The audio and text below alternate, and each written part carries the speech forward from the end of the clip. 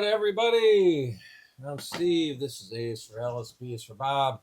And today R is for robot, as in embryonic robot.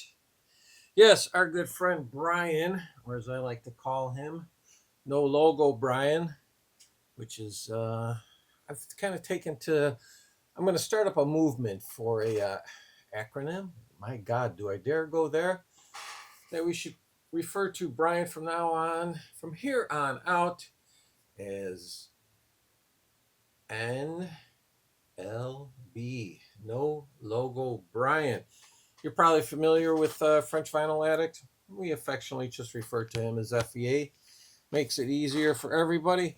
So please, everybody, hop on board to start calling Brian No Logo Brian. You know him. He sits there in his basement.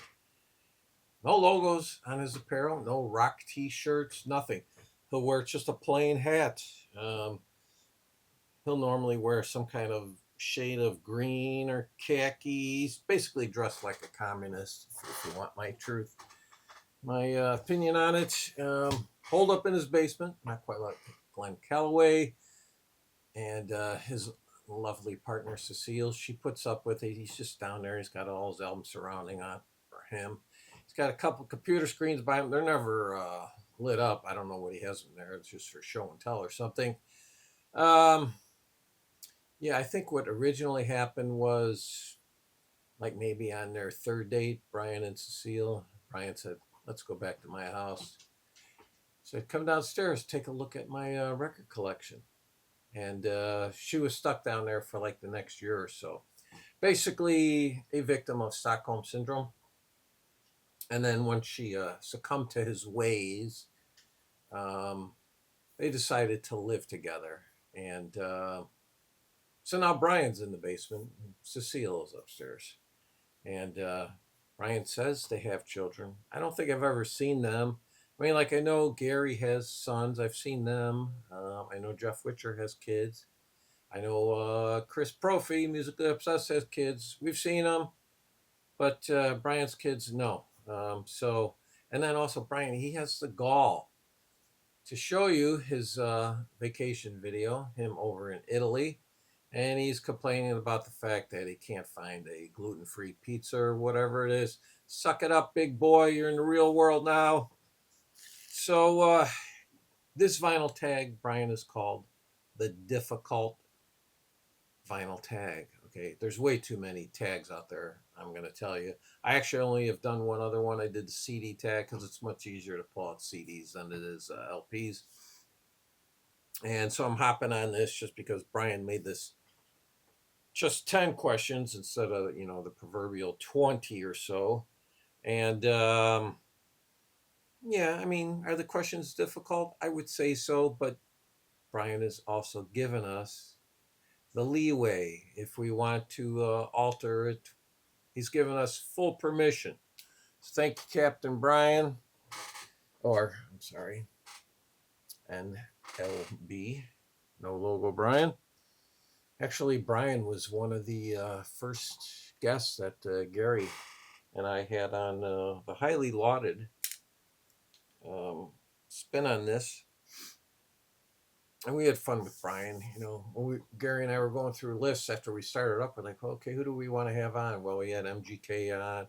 We had on PC31. We had Sam St. John and his inflated hair and ego and head. And I'm trying to remember who else. But we only did 10 episodes. But Brian was one of them. And when we were talking about him, Gary said, God, do we want to have him on? Because he's going to make us look stupid. And I said to Gary, you know what? I think we accomplished that on our own. So I don't think Brian's going to do any damage to us. So let me get to this. All right. First question Brian asks is, show a long box. Now, if you're old enough to remember, long boxes. That's how they packaged CDs back in the day. It was really mainly set up for retailers, make it easier for them. And then once everybody started complaining the damage it was doing to the planet, they got rid of that. So this is the only kind of long box I have. This kind of CD box set, kind of in its infancy. This is what they were doing. And I like this because they made it look like a guitar case. You can see there, the clasp. So, and this is the Jeff Beck. Not anthology, but Beckology. Comes with a booklet and 3 CDs. Flexi disc. All right, well, I don't really have any flexi discs that I know of. I might, and I just completely forgot about them. But in the 80s, when oil was going crazy, record companies decided, you know what, how we can save money? We will make LPs extra thin, and man, did they. So I'm going to show you from, you could really pull out any album from the 80s and pretty much know what I'm talking about. Well, Black Sabbath's Eternal Idol. And there it is. It's pretty flexible. Number 3, a time strip on a cover. Once again, like I say, I don't know if this was common knowledge or not, that this is what what they refer to this as, a time strip. I'd never heard it called that, but leave it to Cerebral Brian to come up with it. Here's Detective, their second album. It Takes One to Know One. They also put out a self-titled debut. Both of them came out in 97 or 77. Both of them very good albums on the Swan Song label.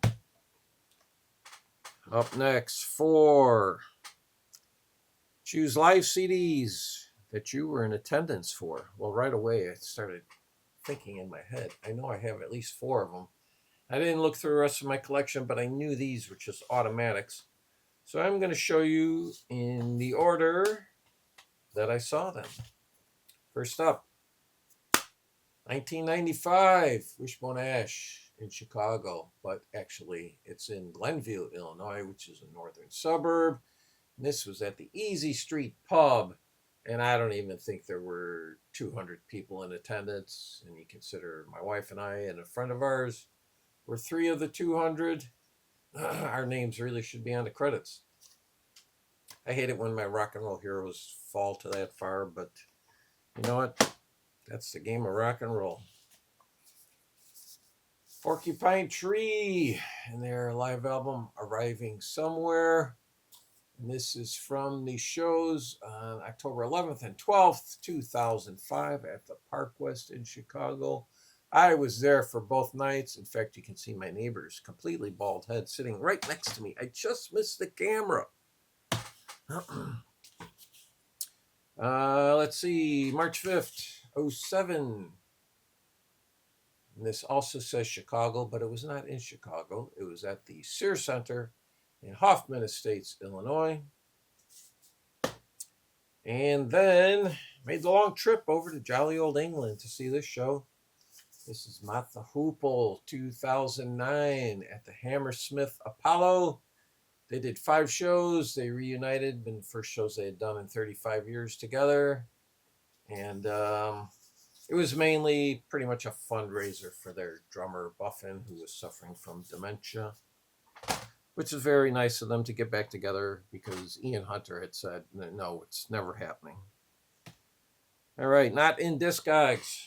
This is by the band Top Shelf Flickers and their album Heartbeats Brain. I didn't look to see if it's in Discogs. I'll doubt if it is. There were only 100 pressed. Actually, a friend of mine is in the band, and he ponied up for the white vinyl. So hats off to you, Neil. All right, moving on to the second half to take care of the first 5. Single in 2 formats.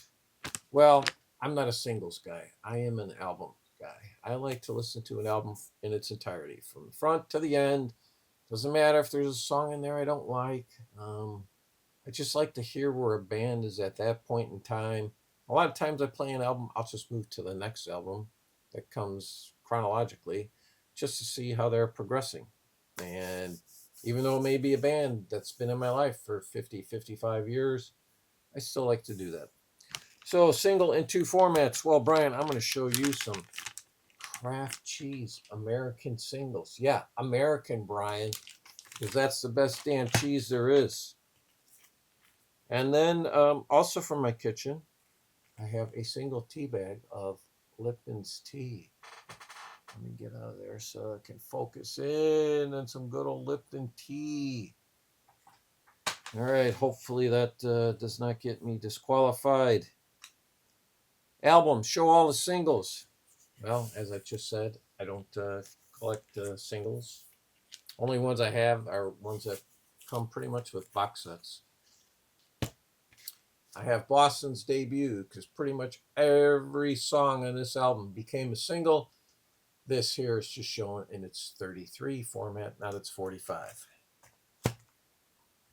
All right, number 8, record and CD bundle. Now I know I have a couple. I just can't picture which ones they are. So I'm just choosing. Is it a box set? I don't know. It's very thin to be a box set, but it's the Yes album. And it came with the LP. And then also came with the booklet. But then you've got all those CDs in there. So that's a bundle extraordinaire. Box set on 2 formats. All right, what I had originally done with this artist. This is my favorite album by him. He had announced he was putting it out on an album. And I'd had the CD for a long time. I'm trying to remember what year this came out. 2003 maybe? And did they have the initial date on here? 2007. Okay. So, he announced he was putting on an LP. He got test pressings from the record plant. Was not happy with them at all. Canceled the order. Refunded your money for those who had pre-ordered. And I was bummed out because I was hoping to have an LP version of it. And then later on that year, he announced he was putting out a CD box set of his album, 13th Star, and that's by Fish, the original lead singer of Marillion. Fantastic album. Then, I don't know, sometime last year, early last year, he announces he's putting it back out in a deluxe box set on LP. So I ended up ordering it, of course. So now I have my original CD, my CD box set, and my LP. And the final question from the quite possibly the whitest man in North America. You look at Brian, he is certainly lacking of, it's got to be vitamin D deficiency. He's down in his basement. I think he needs an orange or two or something. He looks like he's a healthy eater, but I'm not quite sure. And he wants here a song with your name. Well, there's quite a few that I thought of right away, like Pat Travers. There's a song called Stevie. I don't normally go by Stevie, but I had an aunt who called me that. And then Firefall, they do a song called Even Steven. And then one of my top 5 favorite artists of all time wrote this song specifically for me on his debut album, right after he had disbanded the Alice Cooper group. Alice Cooper, song on there called Steven. So there you go, Brian. I believe I have completed your asinine and somewhat misguided idea of a vinyl tag. I am hoping that 2025 is the last year for all these vinyl tags, that people come to their senses next year. So, Brian, I do not want to see a tag from you next year, or pretty much 95% of you other people. Let's just keep it down to less than, say 5. Keep it down to 5. That's it. Thank you.